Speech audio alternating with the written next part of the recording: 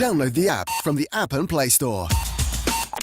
Welcome to Sunrise YouTube. My name is Shabnam Sahi and I'm discussing our changing world on Sunrise with Dr. Selva Pankaj, who is CEO of Regent Group. Now, this is the last in our series of conversations and it ties in virtually everything that we've been talking about, everything that we've been mulling over. And this is titled Leading in the New Economy. You're talking about, Selva, what makes a leader? How important is a leader in society? What are the qualities that would make anyone, in fact, capable of leading others? Yep.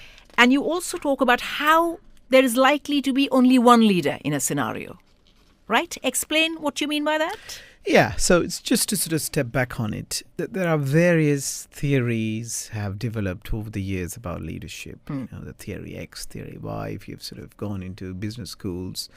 We are really looking at the leading in the new economy in the 21st century is very, very differently. And we talk about the two types of people. Either there is followers or leaders we are talking about. And what we are really talking about is that you got to be an intelligent follower to become a leader. And then your specific question about there's only one person. When you look through an organization, when you look through a family context, when they are making significant creative process, whatever that creative process is, there's always a one person who will stand out like a beacon of light. You know, it could be Mahatma Gandhi, you know, it could be Steve Jobs, it could be Elon Musk. You know, these are people. So and that's what we really mean. And it could be wherever in their field. There's one or two people who have really look outside, and then they inspire. And that's what we are really saying that.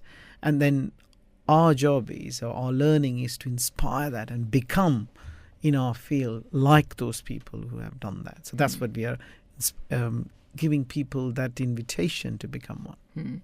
In fact, you say that, you know, it's important for us to choose our special skill and master it. And that is the way to leadership, right? That's right. That's right. I mean, leadership, again, is a progressive realization. And then we'll talk about whether you can train the leader, whether born leaders. There are so many things out there. And in our view, anyone can become an effective leader. I don't think we need to be born. I think we don't necessarily sort of see that, but we understand that piece of research. But here we are saying anybody can become. And again, from their perspective, if the goal is to be a great father, a great husband, that's perfectly a good leadership role. And again, it's not all about the top jobs what Gandhi done or Nadala done or whatever. Even in our own home, we can be a leader in whatever you've chosen to do. Everyone is in a leadership role. You know, a teacher is in a leadership role to the class. A lecturer is in a leadership role to their students there. So we are all in leadership, but we got to be a follower as well. I was just coming to that, where you say that you've got to be a good follower to be a good leader, right? Does that mean being receptive to other ideas, or does that mean the willingness to be led by somebody else or to have a mentor? I think what we say is not necessarily a good follower. We say an intelligent follower. An intelligent follower. So it's a subtle difference between good and bad and your intelligence. So therefore what it really means is you're not following blindly.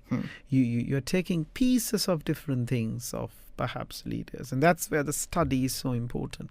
So you study, you understand how they dealt with it, and then you bring that to your own circumstances, and then you then become a leader, and that will sort of get you into the journey.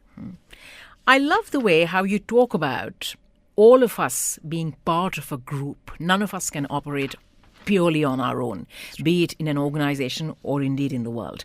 And you talk about how a leader is someone who would also know whether they need to be an originator or an executor in a task, right? So it is about knowing when you want to take the secondary role and when you want to lead, when you want to be the dominant person leading others.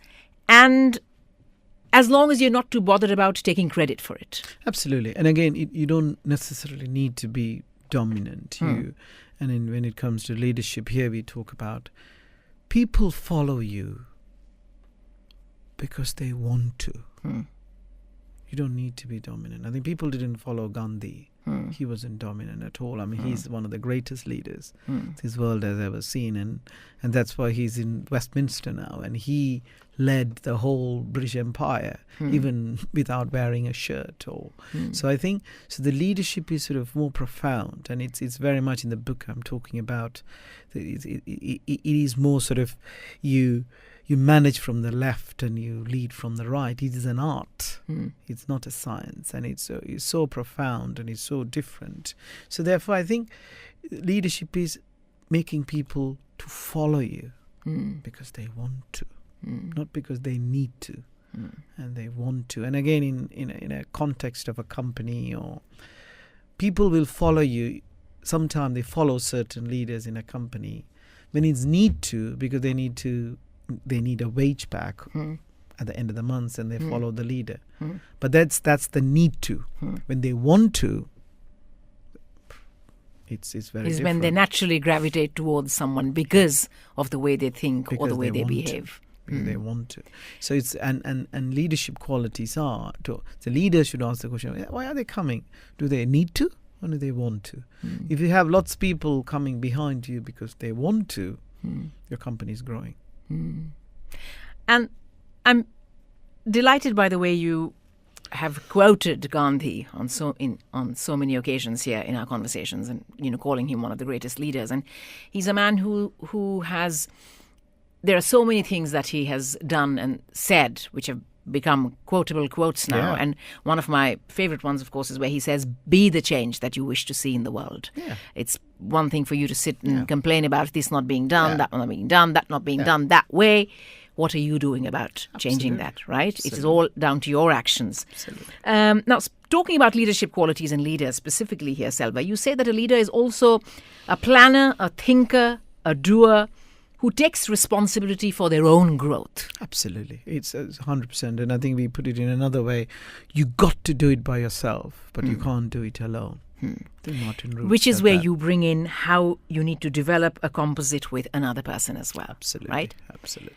So is it about judging your relationships with those around you and knowing which role you need to play, again, either as an originator or an executor in every given situation?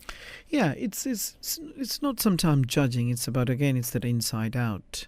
So you actually acting and doing from inside, and then you're growing from inside. And when you're growing from inside, and that's where the inside out education comes in, and then you attract. And effectively, again, attract might not be the right terminology. I will probably say they follow you because they want to. So the best way. Another simple example to explain is it's like if you just take an example of an egg. If the pressure comes from inside out, what do you get? You get a chicken. What happens? The pressure comes from outside in. The Just shell. a cracked egg shell, yeah. Nothing. So no creation there.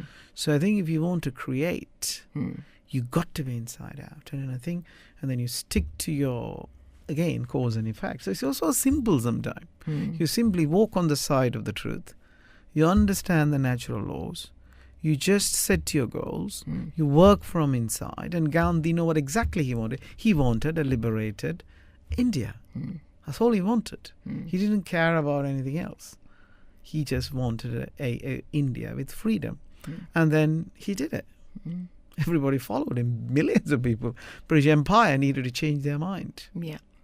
And as you say, I mean, there are people who continue to draw inspiration from Gandhian philosophy to this day in various contexts, when they are trying to change the world or bring about, whether it is climate change or, as we were saying, gay rights. So there's so many people fighting for different causes, and they draw so much inspiration from the way Gandhi went about acting on the changes he wanted to see. Exactly. And then true leaders, they say, and as I previously said, a true leader will want people to follow because they want to. But we are following him even after he's not in this world.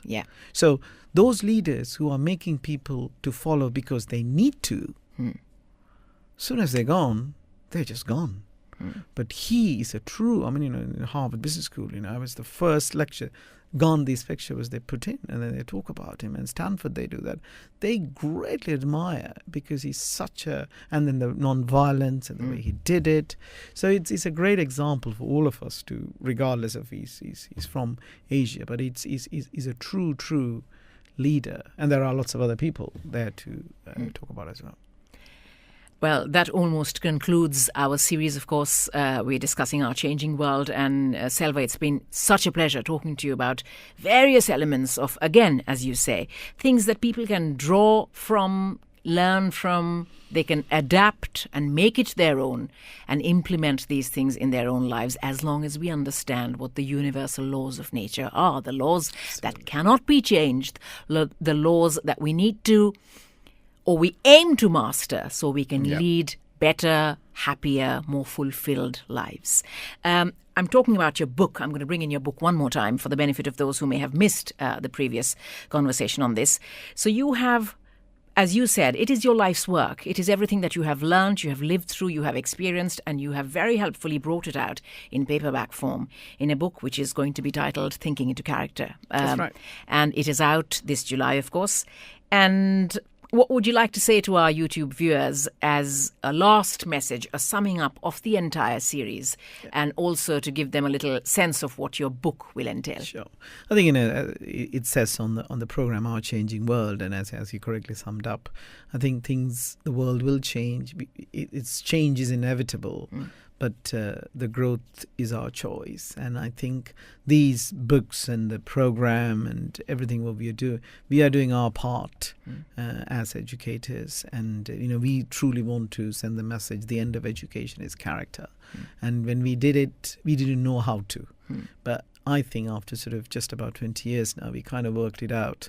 And it's today, and I'm sure we'll be continuously improving and changing, because in 2-3 years time our awareness level will go up as well. So this is a sum of what we know now, clearly not the end product. Yes, there'll be a lot more. It's a work in progress. Absolutely, life is always a work in progress. So there's the next one will come, so let's keep enjoying what's out there. Selva, wishing you the very best for the book, of course. Thank you so much for your time. It's been a pleasure talking to you. Thank you for talking to all our viewers on Sunrise YouTube. Thank you very much. The app available from the App and Play Store.